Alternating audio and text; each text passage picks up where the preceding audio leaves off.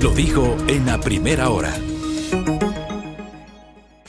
Muy bien, 7:11 en la mañana. Gracias a nuestra generosa audiencia por la sintonía, por los comentarios que siempre nos permiten enriquecer este espacio de noticias. Bueno, empecemos la ronda de entrevistas del día de hoy por la Asamblea. Más adelante vamos a seguir obviamente explorando los temas vinculados a este clima de conflictividad social que tenemos aquí en el Ecuador. La Asamblea ha comenzado este sábado con un trámite inédito, porque es la primera vez desde la vigencia de la norma en octubre del 2008 que se echa mano de la aplicación del artículo 130 de la Constitución, que permite a la Asamblea Nacional destituir al presidente de la República, invocando en este caso la segunda causal, que es grave crisis política y conmoción interna. Con base en lo que dice el artículo 51 de la Ley Orgánica de la Función Legislativa, la Asamblea ha iniciado este procedimiento. El presidente de la República no estuvo presente en esta sesión virtual. Delegó a su secretario jurídico para que lea una comunicación del presidente. A mi modo de ver, y ya le vamos a preguntar al especialista, a mi modo de ver, el presidente no podía delegar a nadie. Ahí no podía presentarse el secretario jurídico, a mi modo de ver. De todas maneras, el secretario jurídico lo que hizo fue leer la comunicación del presidente, que termina siendo su descargo. En ese descargo, de varias páginas, el presidente de la República desestima los argumentos de conmoción interna y grave crisis política que sirvieron de sustento para la presentación del pedido de destitución. Se recibieron comisiones generales. Eso también me parece que es discutible. Insisto, ya le vamos a preguntar al especialista. Creo que es discutible porque eso no dice la norma. Pero en la práctica parlamentaria sí se prevé abrir comisiones generales. Y luego se abre el debate. Un debate que ha sido muy extenuante. La sesión del sábado duró casi 8 horas. Solamente el debate con 30 intervenciones duró algo así como casi 6 horas. Ayer, casi 7 horas. En total, 71 intervenciones de 137 asambleístas. Y entendemos que el debate no se ha cerrado. Todavía hay legisladores que han pedido la palabra. ¿Qué nos dice Livia Rivas Ordóñez, presidenta del Instituto de Estudios Legislativos, que está con nosotros conectada telemáticamente, exsecretaria de la Asamblea Nacional? Doctora, qué gusto, bienvenida, buen día. Buenos días, estimado Fabricio, estimada Belkis, qué gusto saludarles en esta mañana. Gracias por su gentil invitación y un cordial saludo a quienes están conectados en su programa. A usted, doctora, gracias por la gentileza. A ver, como se ha dado este procedimiento hasta el momento, entre sábado y domingo, ese procedimiento ha estado marcado por lo que dice la letra de la ley, es decir, ha sido un procedimiento que ha cumplido tajantemente lo que dice la norma constitucional y legal, doctora, ¿o hay cosas que usted discute? Bueno, yo creo que sí es importante analizar definitivamente el artículo 51 de la Ley Orgánica de la Función Legislativa, pero tampoco se puede dejar de lado de forma alguna la norma suprema que habla del ejercicio del derecho a la defensa. ¿Y a qué me refiero? Justo le escuchaba antes de empezar esta conversación en referencia a la presentación del señor secretario jurídico de la Presidencia en representación del señor Presidente de la República. Efectivamente, el artículo 51 de la Ley Orgánica. No se me quede congelada, doctora. De la República debe comparecer ahí. Ahí está, doctora. En el momento medular de la En el momento medular. Vuelva, dele 3 segunditos atrás, por favor. Con mucho gusto, mil disculpas. Decía que efectivamente el artículo 51 de la Ley Orgánica de la Función Legislativa señala que el presidente de la República tiene que comparecer ante el Pleno de la Asamblea Nacional y de no hacerlo deberá ser analizado este procedimiento en rebeldía, es decir, se deberá continuar de esta forma. Sin embargo, no hay que dejar de lado también el artículo 76 de la Constitución. Esto es importante en un Estado constitucional de derechos y justicia como el nuestro. ¿Qué es lo que dice el artículo 76, numeral 7, letra H? Hace referencia a que no se puede privar en el ejercicio del derecho a la defensa la posibilidad de ejercerlo también de forma escrita, de presentar argumentos de forma escrita. De forma tal que me parece que si bien la Asamblea Nacional ha hecho varias apreciaciones en torno a la no comparecencia del presidente de la República en el sentido de que se debería mantener el procedimiento considerándolo en rebeldía. No se puede dejar de lado, y en eso sí hay que establecer con claridad que hay una garantía del derecho a la defensa que tenemos no solo el presidente, sino todos los ecuatorianos, y en ese caso en particular ha presentado sus argumentos por escrito. Nada más una precisión. Entonces, con esta aclaración, ¿el proceso como tal no se está llevando a cabo en rebeldía como se esgrime? O sea, en otras palabras, justo Belkis me leyó la mente porque iba a preguntar lo mismo. El presidente sí ejerce su derecho a la defensa, no presencialmente, pero por escrito, pero termina siendo una forma de ejercer su derecho a la defensa, doctora. Porque lo que se cuestiona es esta delegación que se hizo, de alguna manera. Lo que hay es una inobservancia al artículo 51 en el sentido de que no compareció personalmente. Pero este artículo 51 no le puede privar de forma alguna del ejercicio del derecho a la defensa, no solo al presidente, sino a cualquier ciudadano. Ese es un derecho que tenemos todos, que está consagrado en la norma suprema. Y el 76, numeral 7, literal H, específicamente se referencia a que nosotros tenemos derecho a presentar nuestros argumentos también de forma escrita. Entonces, lo que hago referencia es que hay que interpretar también el artículo 51 sin privar también al señor presidente de la República, como a cualquiera de nosotros, de considerar los argumentos que él esgrime en esa comunicación, a tal punto, y entiendo que ese es el sentido, que se van a practicar las pruebas que él solicita. O sea, considerarlo en rebeldía significaría que estos documentos que él ha solicitado se oficien tanto a la Comisión de Régimen Económico como al Consejo Nacional Electoral, no se lo haría a través de la Secretaría General. O sea, y yo entiendo que una de las razones para que la sesión se reinstale el día martes es justamente contar hasta esa fecha con esta documentación que en su momento debe ser remitida tanto por la Comisión de Régimen Económico como por la Comisión, por el Consejo Nacional Electoral. Entonces, no solicitar eso implicaría que no se va a tomar en consideración las pruebas que él solicita practicar. Y hay que considerar también que cuando se emita la resolución que corresponda, el artículo 51 señala con claridad que habrá que hacer Creo que otra vez me congelé. Tranquila, ahí está de nuevo. Ahí la tenemos de nuevo. Y hay que considerar que el artículo 51 dice que cuando se tome decisión hay que hacer un análisis motivado sobre la base de las pruebas de descargo presentadas por el señor presidente de la República. Esas pruebas de descargo tienen que ser analizadas. En el debate. En el debate como parte de la resolución, y han sido mencionadas por parte del señor secretario jurídico. Entonces yo creo que no hay que centrarnos en esta parte en particular. Creo que la Asamblea está llamada a garantizar al señor presidente, como a cualquiera de nosotros, el ejercicio del derecho a la defensa. Esa es mi personal consideración, y obviamente esta valoración razonada de las pruebas de descargo, como dice el artículo 51, pues entrarán también en un compás de espera que deberá ser analizado. Por un lado, una vez que se cuente con las mismas, se entenderá que deberá ser difundido a todos los asambleístas el contenido de esas pruebas que solicita a través de su secretario jurídico se practiquen, y obviamente razonado, una vez cerrado el debate, también entrarán en este compás de espera, en estas 72 horas a las que hace referencia, pues tanto la Constitución como el artículo 51 de la ley. Doctora, y ahí yo quisiera detenerme brevemente en el siguiente análisis a propósito de estas 72 horas que corren luego de cerrado el debate, precisamente sobre el cómo se van a sistematizar el análisis como tal respecto de las pruebas que han sido presentadas, porque no es lo mismo, o no ocurre igual con el tratamiento de un proyecto de ley que está a cargo de una comisión, que tiene un ponente, que se analiza en el contexto de una comisión los aportes recibidos durante la discusión. No pasa así en este procedimiento de destitución del presidente de la República. Entonces, ¿cómo se procesa justamente esa información, esas pruebas que fueron presentadas, si en el debate, tal y como lo hemos visto hasta el momento, muchas de las intervenciones no se ciñen precisamente al tema medular de la discusión de la destitución? O sea, la mayor parte, ¿no? Eso le iba a decir, porque resulta que en el debate de las 71 intervenciones, yo creo que un número muy pequeño de esas 71 intervenciones se refirieron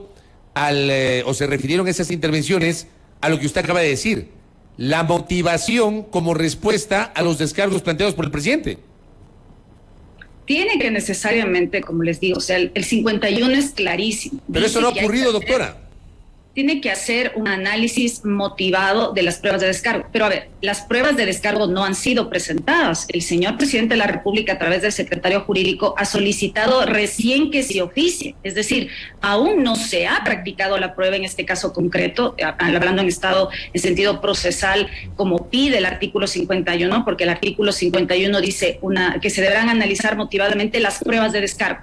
Las pruebas de descargo recién han sido solicitadas, no han sido incorporadas. Diferente hubiera sido que el señor presidente de la República, a través del secretario jurídico, diga, presento como prueba de descargo el oficio tal, el documento tal. Lo que ha dicho es, solicito que se oficie a la comisión tal y al Consejo Nacional Electoral, y que se incorpore como parte de esto los documentos en mención. Esos documentos aún no han sido incorporados al proceso. Esos documentos tienen que ser valorados por las señoras y señores asambleístas, porque eso exige el artículo 51, porque eso exige el artículo 76 de la Constitución. Si bien es cierto, este es un procedimiento de naturaleza política, hay que considerar que el artículo 76 es una garantía del derecho a la defensa, que, como nuevamente digo, que no es un derecho del señor presidente, es un derecho de absolutamente todos nosotros, de estas garantías de que se nos den, todas las que están establecidas en el artículo 76. Número 7, de forma tal que una vez que se cuenten con estas pruebas, y obviamente este es mi particular criterio, una vez que se cuenten con esos documentos, deben ser difundidos a todos los legisladores, deben considerar si los argumentos esgrimidos en el Pleno han sido o no desvirtuados por lo que presenta el señor presidente. Pero eso no debía haber, perdón doctora, pero eso no debía haber ocurrido antes del inicio del debate, para que los legisladores, sobre la base de esos descargos, debatan, porque permítame insistir, yo le insisto, doctora, las intervenciones de los legisladores son cualquier cosa menos centrarse inclusive en el pedido de destitución. O sea, el pedido de destitución tiene una razón de ser: la grave crisis política y conmoción interna, invocando el numeral 2 del 130 de la Constitución. Ese es el argumento que ha esbozado la bancada que propone la destitución del presidente de la República. Pero las intervenciones han sido marcadas por videos, lugares comunes, etcétera, y no se centran en sustentar por qué se debería destituir al presidente invocando estas causales, doctora. Y a eso permítame agregar, ¿cuándo deben presentarse estas pruebas? Porque el debate ya mismo concluye. Tenemos convocatoria para este día martes, hay todavía solicitudes de palabra y luego corren estas 72 horas. Entonces, ¿cuándo deben presentarse? A ver, nuevamente, el señor presidente pudo haber incorporado, si hubiera incorporado durante el ejercicio del derecho a la defensa, estas pruebas ya habrían sido analizadas por los legisladores durante el debate. El hecho es que al momento de las intervenciones no estaban presentadas, se ha solicitado, se oficia. Entonces, ¿en qué momento van a tener que hacer esta valoración, dado que no han sido acompañadas dentro del ejercicio del derecho a la defensa en estas 72 horas? Pero ya no dentro del debate, va a tener que ser un análisis al interior de las diferentes bancadas y movimientos y organizaciones políticas que les va a llevar a la decisión del ejercicio del voto en la forma que ellos consideren pertinente. Ese va a ser el espacio de análisis. Por eso, una vez que se cuenten con estos documentos, el presidente de la Asamblea, entenderé yo, que a través de la Secretaría General los difundirá a todas las y los legisladores, y para que en estas 72 horas entren en este proceso de reflexión y analicen si esas pruebas de descargo que han sido incorporadas a este trámite son válidas o no, o cuál es el criterio que los legisladores tienen en torno a este tema, o si definitivamente no aportan mayores elementos adicionales que les hagan cambiar de la decisión inicial. Pero eso es lo que dice el artículo 51, y como les digo, hay que leer el 51 también a la luz del artículo 76 de la Constitución. Si bien es un procedimiento político, pero obviamente también hay garantías de derecho que tenemos absolutamente todos nosotros. Vuelvo entonces con esta explicación, usted que es la conocedora y nos permite entender de mejor manera lo que está ocurriendo en la Asamblea. Lo que ha pasado hasta el momento, estos primeros 2 días de sesión, le insisto, doctora, está enmarcado totalmente en la norma legal. A ver, definitivamente si interpretamos el 51 al ejercicio del artículo 76, obviamente los legisladores tienen argumentos en el sentido de juzgues en rebeldía. Bueno, más allá de esta consideración de naturaleza estrictamente legal, hay una consideración que pesa, que es de constitucionalidad, y es un tema donde, como les digo, el artículo 76, a la luz del ejercicio del derecho a la defensa, los argumentos esgrimidos por el señor presidente tienen que ser considerados por los legisladores, más allá de si ellos consideran que ha comparecido o no y que debería ser juzgado en rebeldía. Esos argumentos, porque dice el propio artículo 51, esas pruebas que él solicita se practiquen, tienen que ser valoradas, está en el 76, numeral 7, letra H, en la práctica de pruebas que consagra el mismo 76, numeral 7, por un lado. Dos, esto de las comisiones generales. A ver, el artículo 150 de la Ley Orgánica de la Función Legislativa señala los casos en los que proceden las comisiones generales. El primer supuesto es ante la iniciativa del presidente o presidenta de la Asamblea Nacional. Luego hace referencia a un pedido de mayoría absoluta de los legisladores para que se incorporen pedidos de comisiones generales de la ciudadanía. Esto, como usted ha bien señalado, estimado Fabricio, pues ha sido muy común en sesiones que participe la ciudadanía, gremios, colectivos, personas a título personal que se dirigen ante el Pleno, ante las comisiones especializadas para esgrimir sus argumentos. Pero en relación ¿a qué tema? A temas vinculados con el punto del orden del día que está siendo conocido por los legisladores. Se entenderá que estos pedidos de comisión general se referían a este punto. Entenderé yo que han sido solicitados pues por quienes llevan adelante este procedimiento de destitución del señor presidente de la República. Si bien pueden haber observaciones en este tema, habría que ver cuáles fueron las consideraciones bajo las cuales efectivamente se dio trámite. Pero si es que hubiera algún cuestionamiento en torno a esto, no está por demás señalar que en igualdad de armas, como se dice, tal como quienes solicitaron la intervención de los ciudadanos en esta comisión general y que debían referirse única y exclusivamente al punto de la sesión, podrían hacerlo también quienes defienden la postura del señor presidente de la República, es decir, por ejemplo, la bancada de gobierno podría hacer exactamente lo mismo. Entonces, de forma tal que si bien es cierto la posibilidad prevista en la Ley Orgánica de la Función Legislativa en todas las sesiones, sí hay ciertos requisitos que deben necesariamente observarse a la luz de lo establecido en el artículo 150 de la Ley Orgánica de la Función Legislativa. Si se lo hizo de esta forma, se entenderá también que estas versiones rendidas,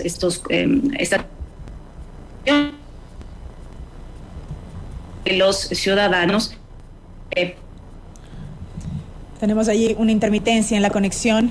Estamos dialogando con Livia Rivas, presidenta del Instituto de Estudios Legislativos, a propósito del procedimiento que se lleva adelante en la Asamblea Nacional de destitución, de esta solicitud de destitución del presidente de la República. Ahí regresé. Ahí la tengo.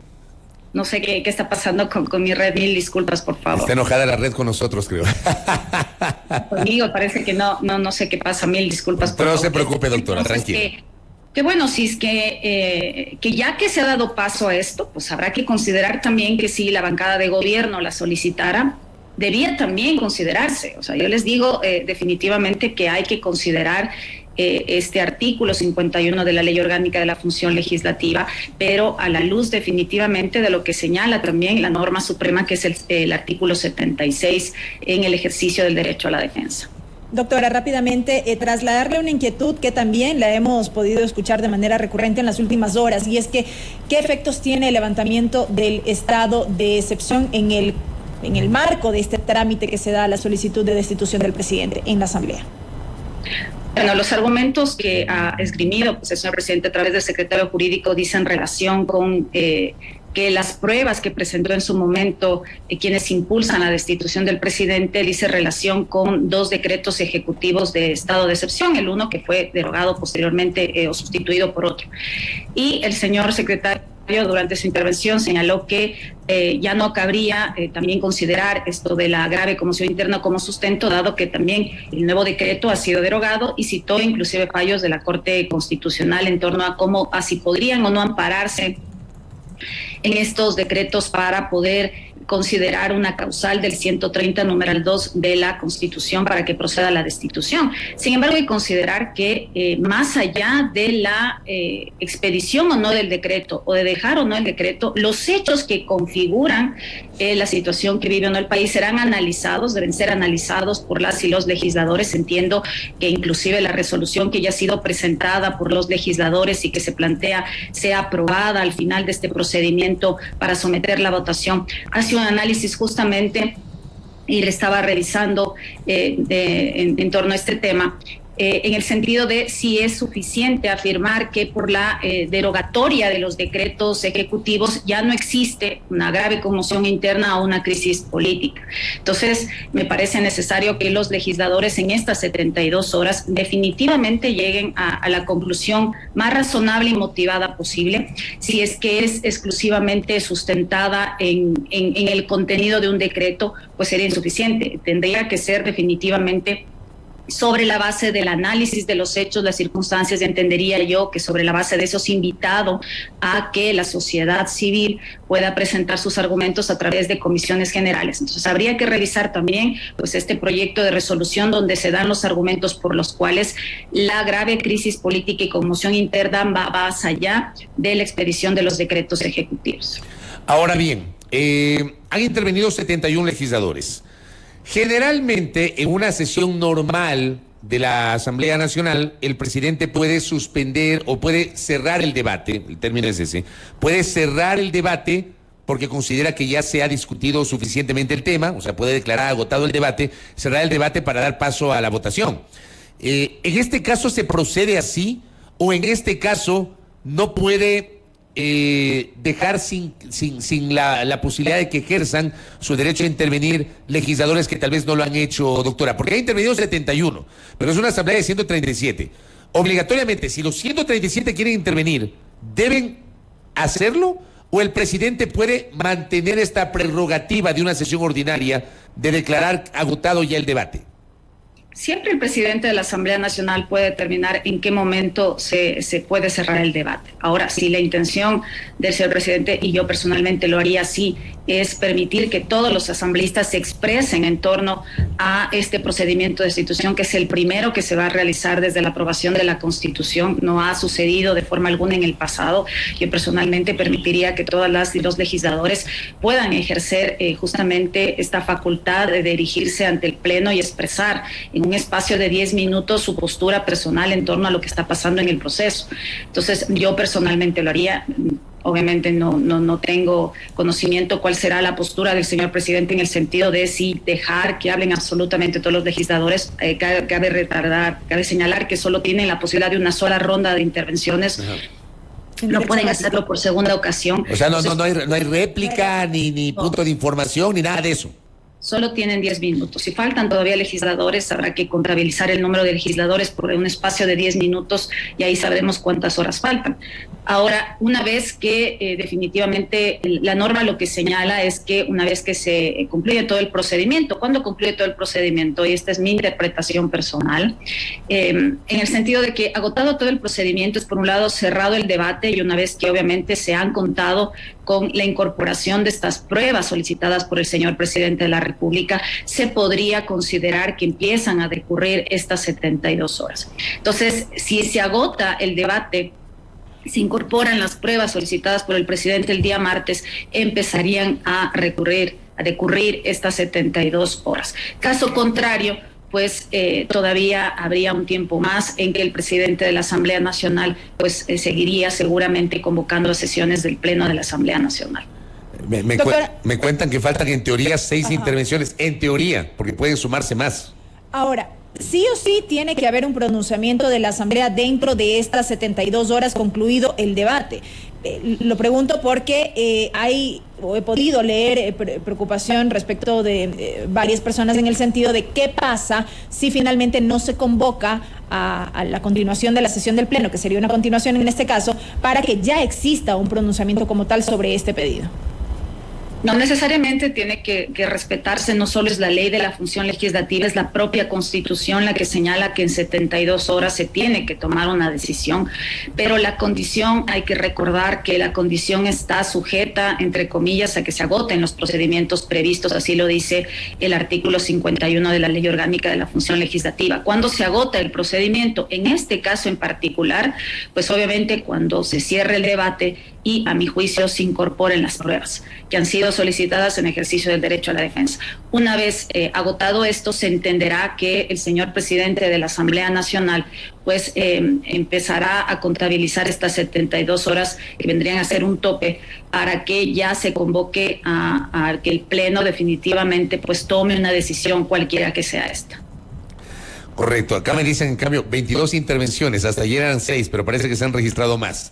Veamos. 220 minutos, 3 horas más o menos, un poco más, casi 4 horas que faltarían para que termine el debate. Oiga, doctor, y solamente con esto para cerrar, ya lo tenemos a Mario Ruiz conectado en segundos, ya vamos a conversar con él, pero quiero simplemente a propósito de lo que le preguntó Belkis, porque he empezado a leer a varios juristas, al doctor Gonzalo Muñoz, que conoce estas materias, al doctor Rafael Ollarte igualmente, que han planteado este debate sobre el alcance de lo que dice el 130 de la Constitución respecto de que esta facultad podrá ser ejercida por una sola vez durante el periodo legislativo.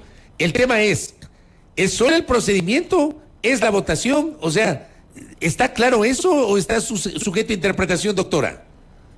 Me parece interesante lo que usted plantea, estimado Fabricio. Por un lado, efectivamente, yo también he estado revisando lo que plantea el doctor Ollarte. Él plantea inclusive 2 opciones. La una, interpretar la norma en el sentido de si es el proceso como tal el que determina que iniciado ya no se pueda volver a activar, o si es la facultad de destitución como tal. Y Gonzalo también hace un análisis en torno a este tema y me parece que cierra el debate cuando cita inclusive un fallo de la Corte Constitucional, un fallo de interpretación justamente solicitado por quien en su momento, actualmente presidente de la República, pero en su momento todavía no lo era, en torno a la interpretación de varios artículos y también el artículo 130. Y en esa parte, en una parte de la sentencia que dicta la Corte Constitucional, parecería que se orienta a la facultad como tal de destitución, más no al procedimiento, es decir, al ejercicio de la facultad de destitución, a llegar a destituir a un presidente de la República como la circunstancia por la cual ya no podría activarse nuevamente. Si esa es la interpretación, se entendería que si en este caso en particular no se llega a contabilizar los votos, podría activarse nuevamente en la medida que se cumpla dentro del plazo de 3 años. Sin embargo, para zanjar esta interpretación, para tener claridad en el tema, pues podría tranquilamente el Pleno de la Asamblea Nacional, al amparo de lo que establece el artículo 154 de la Ley Orgánica de Garantías Jurisdiccionales y Control Constitucional, presentar una solicitud de interpretación del artículo 130 específicamente en lo relativo a este procedimiento de destitución ante la Corte Constitucional, para que con claridad se determine si es efectivamente la facultad, como parecería que se refiere justamente ya a la Corte Constitucional en un fallo anterior de interpretación del artículo justamente 130. Muy claro, muy claro. Y a la vez nos deja con esa duda. Doctora, gracias por el tiempo, muy amable. A ustedes, muchísimas gracias. Un abrazo para usted, mi querida Belkis, mi querido Fabricio. Cordial salud. Gracias a Livia Rivas. Ella es presidenta del Instituto de Estudios Legislativos, exsecretaria de la Asamblea Nacional. Y les cuento algo. Es una de las personas que más conoce de técnica parlamentaria. Es de las que más conoce de técnica parlamentaria. Por eso le hemos invitado para que nos dé su criterio. Por supuesto que en el mundo del derecho hay muchas opiniones. De una misma norma suele haber interpretaciones y es probable que alguien, projurista, que también conoce de temas legislativos, discrepe, porque es normal, no es normal. Pero nosotros le hemos invitado justamente por su experticia y su conocimiento en el ámbito del derecho parlamentario. Primera plana, todas las noticias, todas las voces.